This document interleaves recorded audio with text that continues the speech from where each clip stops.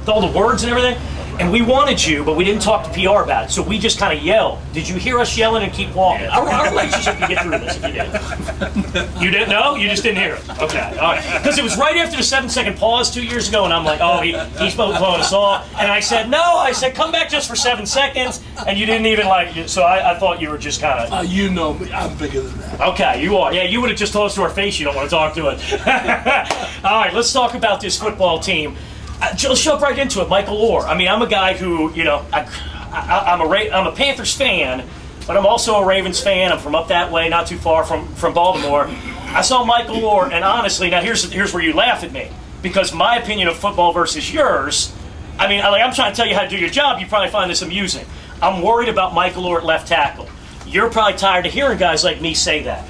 What do you believe? Is it a competition in your mind, or you believe without a doubt Michael Oher is our left tackle, and he's going to be better than schmucks like me think? Before we signed Michael, we spent a ton of time watching him. We watched obviously his Tennessee stuff. Question, when did you get the toe? How we doing? It's not to hurt him. Yeah. It's obviously we looked at his UFA year coming out of Baltimore. He's up all the way. And then we went back to 2012 when he was playing left tackle. And I don't mean to sound arrogant, but I've been doing this a long time, and Michael is definitely has left tackle skills. And he's come in and he's from the jump. He came in here knowing that, believing that John Masco could get him straightened out. A lot of times guys change teams and they fail because it's not the right place for them. At the end of the day, it's not the right place. It doesn't work. Yeah. And you'll see guys move to the next team and everything's fine. They're back to playing up to their level. And I really believe that's what Michael's going to be for us. He's a solid kid. He started out rusty. You get pads on. It's different than OTAs. And, now they're in pads and he's going to work on the sets and full speed, so it's different. But he's really coming on. He's going to give us a presence in the one game that's going to be really helpful. He's a heavy, what I call a heavy body, on contact. Guys are getting jolted, and he's really, really improving every day in his pass pro. And I'm very comfortable with it. We're very comfortable. Let's talk about your mindset when it comes to that left tackle position. Like a lot of folks that cover and analyze the league will say, man, if you want to get a left tackle and make him that left tackle for years, you need to find him early in the draft. You need to find him in the first round. You admitted, hey, we had interest in DJ Humphries.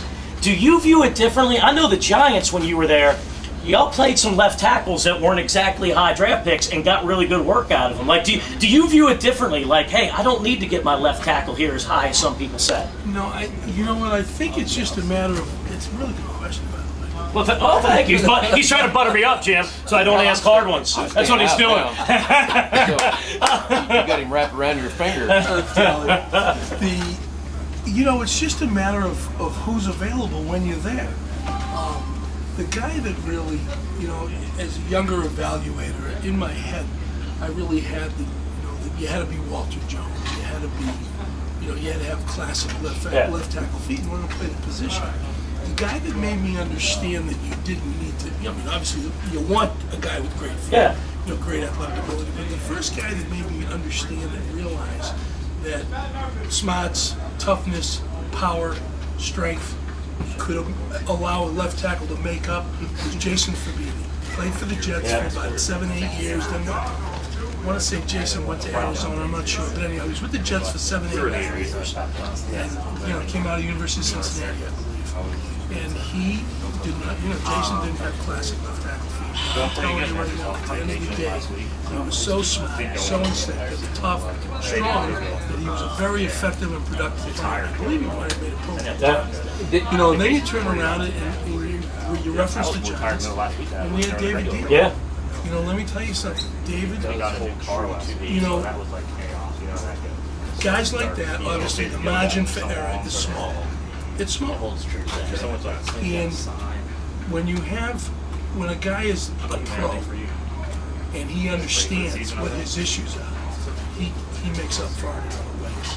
Dave, when we had Roman here, I asked him a question. I'll ask you the same exact question. I said, how important is it to you to know halfway through camp, halfway through the preseason, who the starters are? He said, super important. I need to know who's at my left, who's at my right.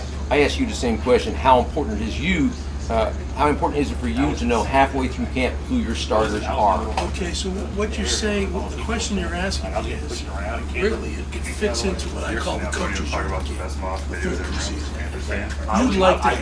You'd like to know by that game. And I talk to the coaches all the time about reps, and don't anoint anybody and don't kill anybody, and let the process take care of itself, because it does.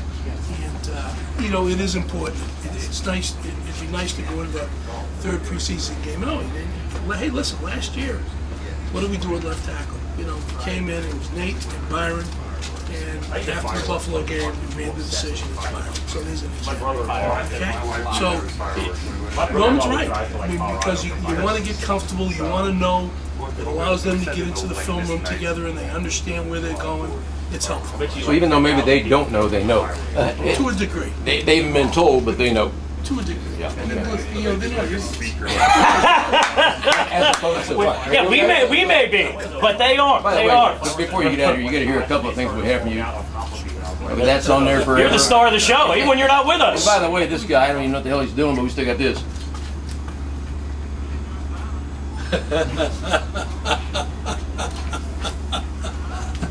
Don't ask. You ought to get royalties for us, Dave. Don't ask me why. Who needs an agent? There you go. We got Dave Gettleman with us, GM of the Panthers. All right.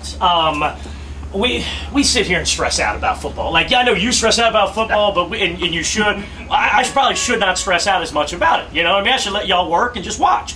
But I get stressed out. The pass rush and that defensive end spot on the other side of Charles. Now, you have kind of downplayed this in some quotes. I saw the thing you did with Bill Voth. I will say this, y'all were still 7th in the league in sack percentage last year. So for all, maybe it is overblown. Hey, you need this a little more pass rush. But you weren't the dominant pass rush you were 2 years ago. You come from the New York Giants. You want to win with a pass rush on defense. Is that at all a concern for you? Do we have enough out of that one spot? Here's what I would say to you guys. I don't know if you saw the number, the stat, but I did it at the end of the year because I'm hearing it all over the place. Yeah. Defensive line stinks. You go from 60 to 40 sacks. That's a drop by a third. Yeah. So anyhow, I had Sean work up numbers for me. In last year, 2 years ago, 60 sacks. The defensive line had 37. Last year, 40 sacks. The defensive line had 34. So you lost 3 sacks from your defensive line.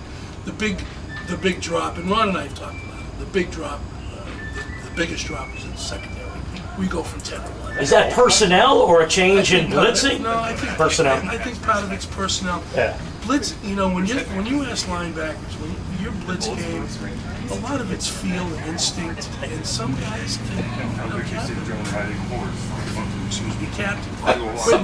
Quentin Michael, they just. They were good Is at that it. a watermelon seed or what? What the hell is that? Tobacco. We shouldn't go You're there. going to get him in trouble with the missus. She wasn't supposed to know that was she going knows. on. Oh, She she got She knows. thought you were sneaking that. They do live. No, And they listen. live together. See, she knows. Exactly. Oh, I can sneak things from my wife. All those fast food stops I make, Dave. Now I'm saying, why am I saying it now, though? Exactly, she's Yeah. listening. I throw it away, the box Oh, away, you're before I get home. You're turning red. You're in trouble right now. So anyway, you were talking about the sacks. You think it was more the personnel, the DBs you let go. We had a big drop in the secondary, and then we had a drop of about 4 or 5 from the linebackers, which was not a change in personnel. So and it's about opportunities.